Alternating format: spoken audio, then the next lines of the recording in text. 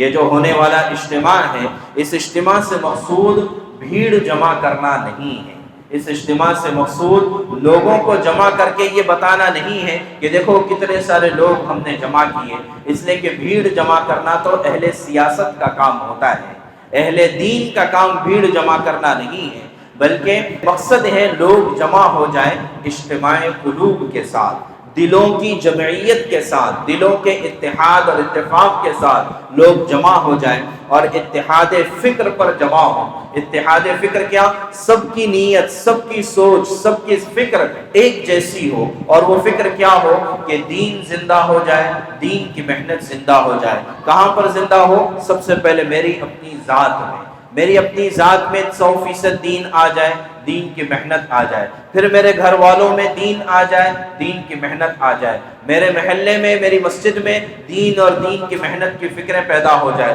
یہاں تک کہ ہوتے ہوتے سارے عالم میں دین کیسے زندہ ہو جائے، اسی کی محنت اور اسی کی فکر کا نام اجتماع ہے۔ تو لہٰذا یہ جو اللہ کے راستے میں نکلنا ہے اور یہاں سے اس اجتماع سے زیادہ سے زیادہ لوگ یا زیادہ سے زیادہ جماعتیں اللہ کے راستے میں نکلیں، یہ مقصد ہے اجتماع کا، ورنہ محض لوگ جمع ہو جائیں اور جو ہے چند دین کی باتیں سن لیں اور پھر منتشر ہو جائے، تو یہ اجتماع کا مقصود نہیں ہے۔ اور جب اللہ کے راستے میں آدمی نکلتا ہے تو ظاہر ہے کہ جان مال کی قربانی دیتا ہے۔ اللہ تعالیٰ نے قرآن کریم میں مختلف جگہوں پر اس کو بتایا ہے کہ انما المؤمنون الذین آمنوا، کہ ایمان والے کون ہیں؟ جو اللہ رسول پر ایمان لاتے ہیں، ثم لم یرتابوا، اور پھر ذرا بھی اس میں شک اور شبہ نہیں کرتے، وجاہدوا باموالہم وانفسہم فی سبیل اللہ، اور اپنی جان اور مال لے کر اللہ کے راستے میں نکلتے ہیں، اولئک ھم الصادقون، یہ لوگ سچے ہیں۔ اور کہیں پر کہا اولئک ھم المؤمنون حقا، یہ لوگ سچے پکے ایمان والے ہیں۔ تو جب جان اور مال کی قربانی دینا، کم و بیش اوقات کے لیے اپنی مشغولیات سے نکلنا اور جو ہے اللہ کے نام پر اپنے کاروبار اور گھر بار کو چھوڑ دینا، یہ جان کی قربانی، مال کی قربانی، اور پھر جو ہے مسجد والے ماحول میں رہنا، نورانی اور اعمال والے ماحول میں رہنا، یہ آدمی کے اندر ایک ایسی کیفیت پیدا کر دیتی ہے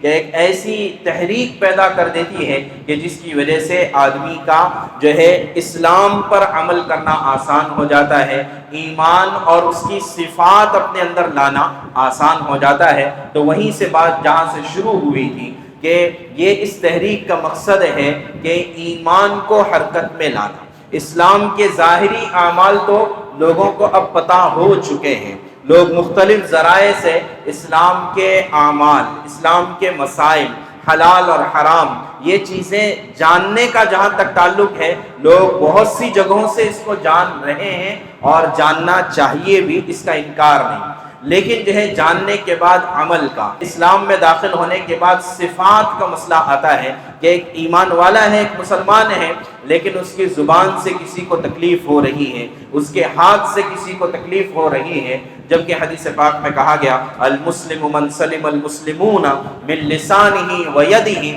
کہ سچا مسلمان تو وہ ہے کہ جس کی زبان سے اور ہاتھ سے کسی کو تکلیف نہ ہو۔ تو اگر میری زبان اور ہاتھ سے کسی کو تکلیف ہو رہی ہے تو میں سرکاری رجسٹر میں مسلمان تو کہلاؤں گا، لیکن اللہ کے یہاں پر میں مسلمان نہیں ہو سکتا۔ تو ایمان کی صفات کو بنانا، اس کے لیے یہ ساری تحریک ہے۔ اللہ تبارک و تعالی ہمیں ان باتوں کو سمجھنے کی اور اس پر عمل کرنے کی توفیق عطا فرمائے۔